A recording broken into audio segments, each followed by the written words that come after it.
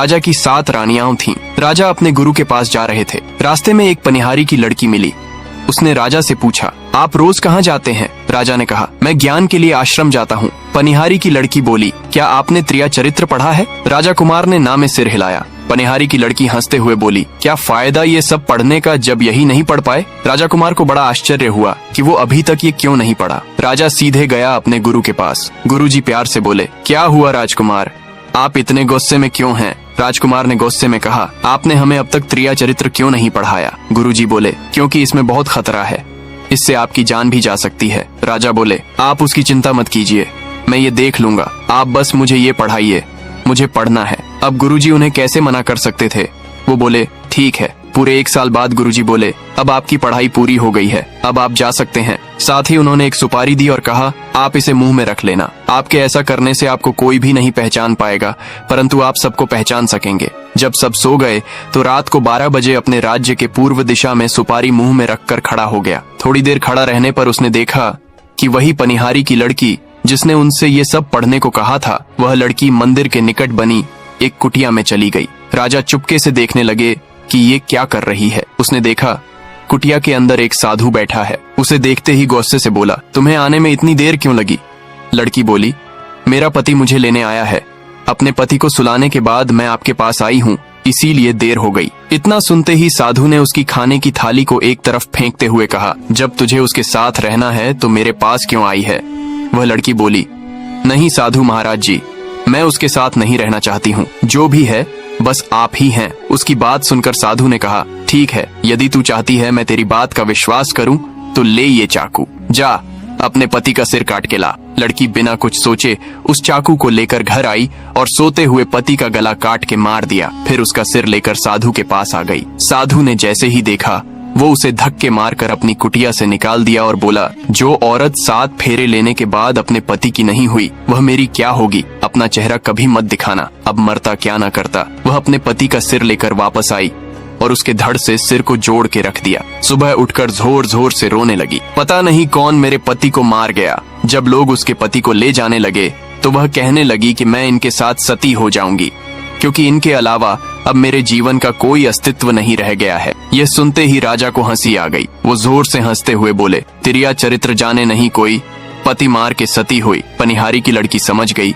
और वह राजा से बोली, हे राजा, तुम मुझे बोल रहे हो, जहाँ भी जाना चटाई या झाड़ कर ही बैठना। रात को फिर राजा उसी चौराहे पर खड़ा हो गया तो उसने देखा कि उसकी 7 पत्नियां अपने हाथ में खाने से भरी थाली लेकर उसी कुटिया की तरफ जा रही हैं। राजा को रानियां पहचान नहीं पाई और उसे चौराहे पर खड़ा देख बोली, ये लड़का इधर आ, थोड़ा ये थालियां उस कुटिया तक पहुंचा दे। राजा ने बिना कुछ कहे जैसा उन्होंने कहा वैसे ही किया। वो उसी साधु के पास गईं और साधु से कहा, इसने मेरी मदद की है, इसीलिए इसको आज रात यहीं रहने की व्यवस्था कर दीजिए। साधु ने अपने एक चेले को इशारा किया और वह राजा को लेकर एक कमरे में गया जहाँ सिर्फ एक चटाई बिछी हुई थी। राजा चटाई पर बैठने वाला था कि उसे पनिहारी की लड़की की बात याद गई। राजकुमार ने सोचा, मैं एक राजकुमार हूँ, फिर भी आज रात यहीं रुकने के लिए मुझे एक चटाई पर सोना होगा, क्यों ना एक बार उस पनिहारी की बात मान लूं। ये सोचते हुए उसने चटाई झाड़ने के लिए उठाई। चटाई हटाते ही उसके होश उड़ गए, क्योंकि चटाई के नीचे कुआं था। राजा ने मन ही मन उस पनिहारी का शुक्रिया किया और उस कुएं में झांक के देखा तो पाया कि उसमें बहुत से जीवित पुरुष हैं। उनमें से एक ने राजा को देखते ही कहा, अरे राजा, आप यहाँ कैसे आ गए? राजा बोले, मेरी छोड़ो, तुम लोग बताओ यहाँ कैसे हो? उसमें से एक ने कहा, हे राजा, अभी बात करने और बताने का टाइम नहीं है, थोड़ी देर में तुम्हारी वो 7 रानियां यहाँ आती होंगी, तुम्हें जिंदा पा गई तो मार डालेंगी, यहाँ से जल्दी माफ जाओ। राजा वहाँ से भाग निकला, पर साधु ने उसे देख लिया और कहा, उसे जल्दी से पकड़ो, अगर उसने किसी को बता दिया तो मेरा पत्ता ही कट जाएगा। सभी रानियां उसके पीछे दौड़ पड़ी, लेकिन वो रहा राजा कैसे पकड़ में आता। पर यह रानियां भी हार नहीं मान रही थीं। तभी रास्ते में एक नदी पड़ी। चूंकि राजा तैरना जानता था, इसलिए जल्दी से नदी में छलांग लगा दी। नदी गहरी थी, ऊपर से रानियों को तैरना नहीं आता था, इसलिए वो इस पार ही रह गईं। राजा जब नदी पार कर उस पार गया तो जोर से हंसा, जिससे राजा के सोने के दांत। इधर रानियां दौड़ती हुई साधु के पास आईं और बोली, वो तो भाग गया, देखिए कहाँ है। साधु ने अपनी जादू की पोटली में देखा तो पाया कि वो राजा तोता बन गया है। रानियां बोली, अब क्या करेंगे? साधु बोला, कोई नहीं, ऐसा करो कि पूरे राज्य में घोषणा करवा दो कि जो कोई तोता लेके आएगा उसे 5 अशर्फियां दी जाएंगी। रानियों ने वैसे ही किया। बहेलिया जंगल से तोता पकड़ के लाते और रानी उन्हें मारने लगी। इधर राजा एक गोंद के पेड़ पर रहने लगा। जिस पेड़ पर रहता था उस पर पहले से 15 तोते रहते थे। राजा जब वहां गया तो उन लोगों ने राजा को अपना राजा बना लिया। कुछ दिन बाद एक बहेलिया उस पेड़ के पास आया जिस पर राजा रहता था। उसने देखा कि इतने सारे तोते इस पेड़ पर रहते हैं। बहेलिया ने सोचा, अगर मैं सभी तोते को लेकर रानी के पास जाऊंगा तो मैं एक ही दिन में मालामाल हो जाऊंगा। लेकिन समस्या यह थी कि उन तोतों को एक साथ पकड़ना मुश्किल था, इसलिए उसने एक योजना बनाई। जब सुबह के समय सभी तोते दाना की खोज में चले गए, तब बहेलिया ने उस पेड़ की डाली को थोड़े थोड़े जगह से काट दिया, जिससे गोंद पूरे पेड़ पर फैल गया। रात के समय जब सभी तोते आए और बैठे तो उस पेड़ में ही चिपक गए। सब बोले, अब क्या करें? तो राजा जो तोता बना था बोला, चिंता मत करो, जब बहेलिया आएगा तो तुम सब ऐसे लटक जाना जैसे मर गए हो, तो फिर वो हमें मरा समझ के नीचे फेंक देगा। जब सबको नीचे फेंकेगा तो एक साथ सभी उड़ जाना। सभी ने कहा, ठीक है। जैसे ही बहेलिया आया सभी तोते उल्टा लटक गए। बहेलिया को लगा कि इस जगह पर पूरी रात रहने से सभी तोते मर गए। उसे बड़ा दुख हुआ कि एक तो पैसा भी नहीं मिला और ऊपर से तोते मरने का पाप भी लग गया। वो पेड़ पर चढ़ा और सभी तोते को गोंद से निकाल निकाल के नीचे फेंकने लगा। राजा को छोड़ के जब सभी तोते नीचे आए तो वो एक साथ उड़ गए। जैसे ही वो उड़े उन्हें ध्यान आया कि राजा तोता तो है ही नहीं।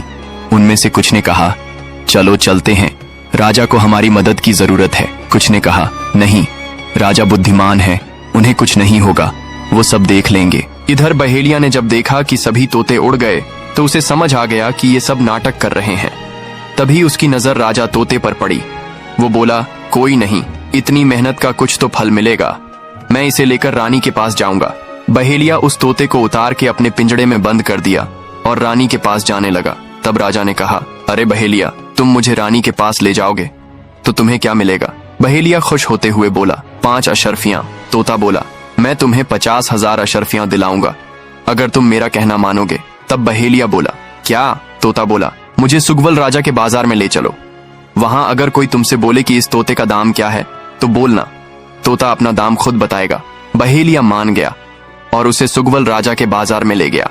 राजा सुगवल के बाजार का ये नियम था कि जो भी व्यापारी अपना सामान बेचने आता वो दिन भर बेचता और शाम को जो बच जाता राजा खरीद लेता।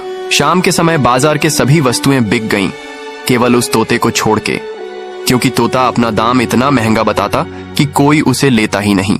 अंत में राजा के दरबारी राजा के पास आए। राजा ने उनसे बाजार का हाल पूछा तो वो बोले, महाराज, आज बाजार में एक विचित्र तोता आया है जो अपना दाम खुद बताता है, उसको छोड़ के सब कुछ बिक गया है। राजा ने कहा, क्या दाम है तोते का? दरबारी बोले, 50,000 अशर्फियां। राजा बोले, ठीक है, ले लो, वरना राज्य में ये खबर फैल जाएगी कि राजा के बाजार से सामान वापस आता है, इससे मेरी बदनामी होगी।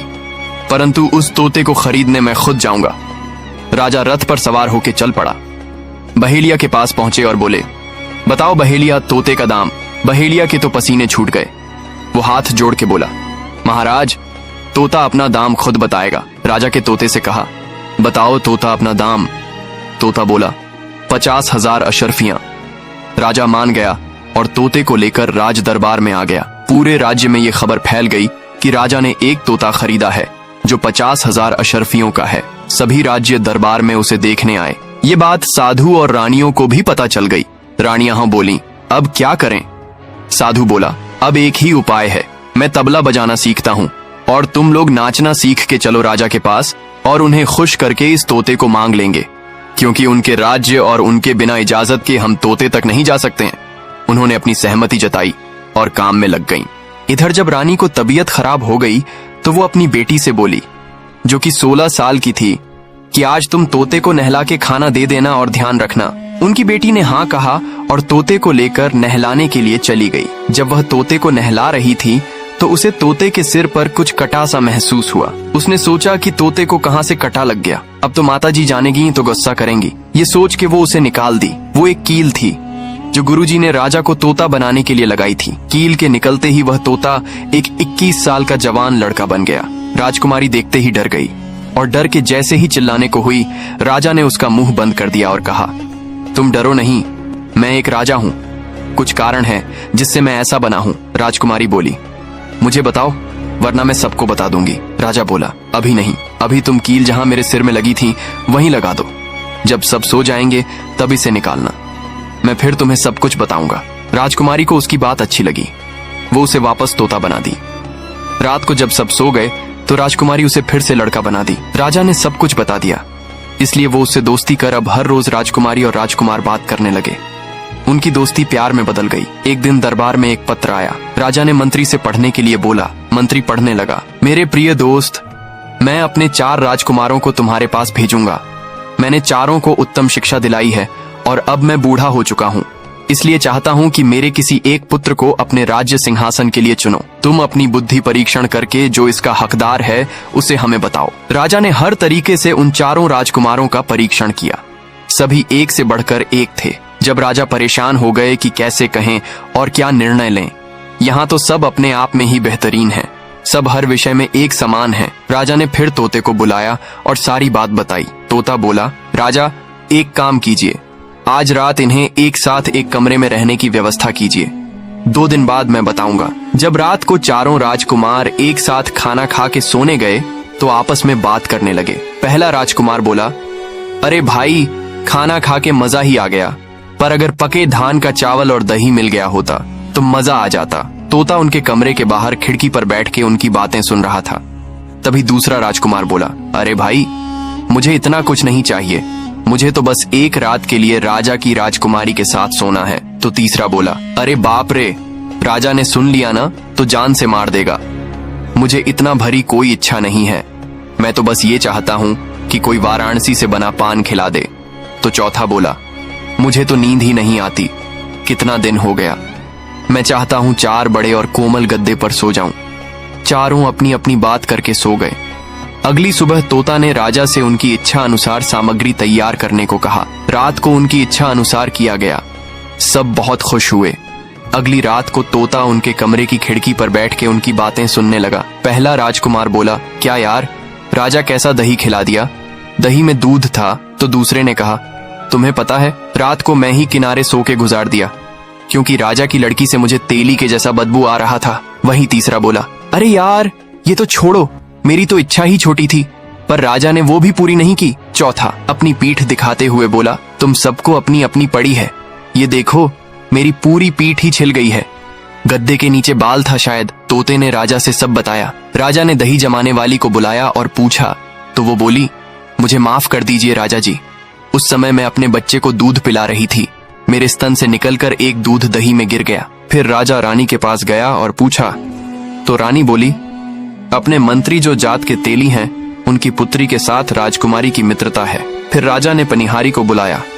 वो बोला, महाराज, इसमें मेरा कोई दोष नहीं है, मैं तो उसी दिन के पत्ते का पान बनाया था, इसमें पान का पत्ता लाने वाले का दोष है। राजा ने उसे बुलाया तो वो बोला, महाराज, पत्ता तो उसी दिन तोड़े थे, लेकिन सफर दूर होने के कारण अगले दिन पहुंचे हैं। उसके बाद राजा उस घर में गए जहां चौथा राजकुमार सोया था।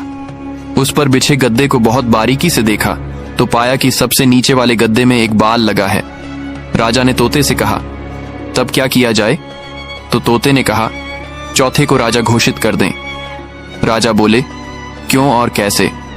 तो तोता बोला, राजा जी, पहले ने छक्कर, दूसरे ने सूंघकर, तीसरे ने चबा के बताया, परंतु चौथे ने बिना देखे बता दिया है, इसलिए इसे राजा बनना चाहिए। राजा तोते के निर्णय से खुश हो गया। इधर जब साधु और राजा की रानियों ने नाचना गाना सीख ली तो वह भी गई राजा सुग्वल के दरबार में आए और कहा, महाराज, हम आपको अपनी कलाकारी प्रस्तुत करना चाहते हैं, हमें इजाजत दीजिए। राजा ने इजाजत दे दी। सभी रानियां और वो साधु नाच गान करने लगे। इधर तोते को जब पता चला तो वो समझ गया, इसलिए राजकुमारी को अपने पास बुलाया और बोला, राजकुमारी, आपके पिता के दरबार में जो आते हैं वो वही साधु और रानियां हैं जो मुझे मारना चाहते हैं। वो अपनी कला से आपके पिता को प्रसन्न करके मुझे मांगेंगे। राजकुमारी बोली, नहीं, मैं बिल्कुल नहीं दूंगी। तब तोता बोला, आपको देना पड़ेगा, क्योंकि अगर आप पिता की बात का मान नहीं रखोगी तो जग हंसाई होगी। राजकुमारी बोली, परंतु तुम चिंता मत करो, राजा जब तुमसे हमें मांगेंगे तो पहले मना कर देना, लेकिन जब गुस्से में मांगेंगे तो तुम भी गुस्से में मेरा पिंजरा आंगन में फेंक देना, मैं अपनी जान बचा लूंगा। वही बात हुई भी। जब नाच गान से साधु और रानियों ने राजा को खुश किया तो राजा बोले, कहो क्या चाहिए। साधु बोला, महाराज मुझे वो तोता चाहिए जो आपके राजमहल में रहता है। राजा बोले, अरे ये कैसी छोटी सी चीज मांग रहे हो, कहो तो सोना चांदी ये तुम्हें तौल दूं, तोता तो बहुत ही कम पैसे का है। साधु बोला, नहीं महाराज मुझे बस वही चाहिए। राजा बोले, ठीक है। अपने दरबारी को आदेश दिए कि जाओ राजमहल में से तोता लेके आओ। दरबारी चला गया। जब वो महल पहुंचा और राजकुमारी से तोता मांगा तो उसने मना कर दिया। राजा अपनी लड़की के पास राजमहल में आए और उनके पीछे पीछे सभी रानियां और साधु। राजा ने राजकुमारी से पिंजरा मांगा तो पहले वो मना कर दी, पर राजा जब उस पर गुस्सा हुए तो वो भी गुस्से में उस पिंजड़े को आंगन में फेंक दी। उसके फेंकते ही तोता सरसों का दाना बन गया और पूरे आंगन में बिखर गया। तभी साधु कबूतर बन के उन दानों को चुगने लगा, लेकिन एक दाना पास को नाली में चला गया जिसमें राजा के प्राण थे। कबूतर बना साधु ने उसे भी चुगने का सोच जैसे ही उधर गया और चुगने के लिए झुका, तोता सरसों से बाज बन गया और वही कबूतर बने साधु को मार गिराया। ये सब देख रानियां भाग खड़ी हुई और राजा सुग्वल के आश्चर्य की सीमा नहीं रही, यहाँ तक कि राजा बेहोश हो गया। उन्हें उनके कमरे में ले जाया गया और बाज वापस तोता बन के पिंजड़े में बैठ गया। जब राजा को होश आया तो उन्होंने राजकुमारी और तोते को पिंजरा सहित अपने कमरे में बुलाया और राजकुमारी से बोले कि सच सच बताओ ये सब क्या था। राजकुमारी बोली, पिताजी इससे पहले मैं आपको बताऊं, आपको मैं कुछ दिखाना चाहती हूँ। राजा ने कहा, ठीक है फिर दिखाओ। राजकुमारी ने तोते को पिंजड़े से निकाल उसके सिर से कील निकाल दी। कील निकलते ही तोता राजा में परिवर्तित हो गया। अब तो राजा को और आश्चर्य हुआ। उन्होंने तोते से सारा माजरा पूछा तो राजा ने शुरू से अब तक जो कुछ हुआ वो बता दिया। राजा बोले, तो अब क्या करना चाहते हो, क्योंकि साधु तो मर हुआ और साधु के बिना रानियां तुम्हारी कुछ नहीं कर पाएंगी। तो बोला, महाराज मैं जानता हूँ वो मेरा कुछ नहीं कर सकती, लेकिन अब मैं उनके साथ नहीं रहना चाहता और अब मैं आपकी पुत्री से प्रेम करता हूँ और वो भी मुझसे। अगर आप इजाजत दें तो हम दोनों शादी कर लें और उसके बाद मैं इन्हें लेकर अपने राज्य लौट जाऊंगा। राजा कुछ बोलने को हुआ, उससे पहले राजकुमारी बोली, पिताजी मैं भी इनसे बहुत प्रेम करती हूँ, अगर इनके साथ नहीं हुई मेरी शादी तो मैं किसी के साथ नहीं करूंगी। राजा ने उनकी शादी करा के विदा कर दिया। यह खबर सुनकर ही तीनों रानियां रुपया पैसा गहना लेकर भागने लगीं, तो राजा ने अपने सैनिकों से पकड़वाया और उन्हें उसी कुएं में गिरा दिया। राजकुमारी ने उनसे कहा, धन्य है विद्या, धन्य ये नारी